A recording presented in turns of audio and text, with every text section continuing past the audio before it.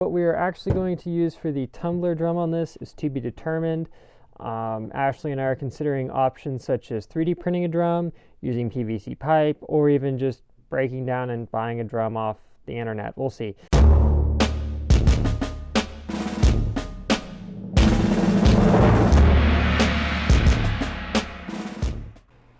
Alright guys, so let me take you through a very abbreviated version of designing up the tumbler drum here.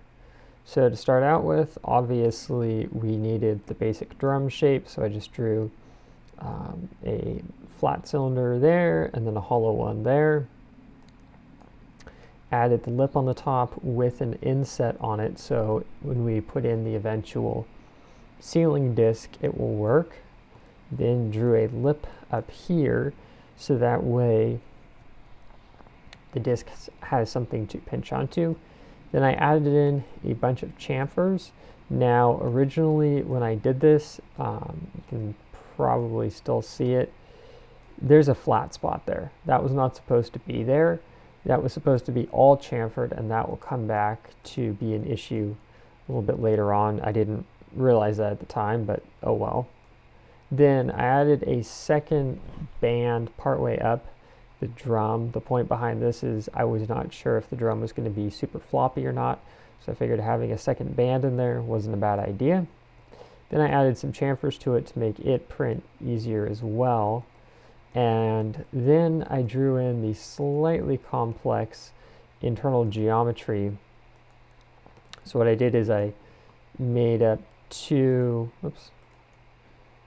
circles and clocked them a little ways apart.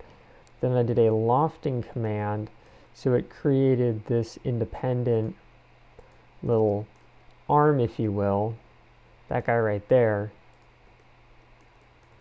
which then I came along and arrayed around the drum like so. So it created some, you could say, tilted pillars or whatever.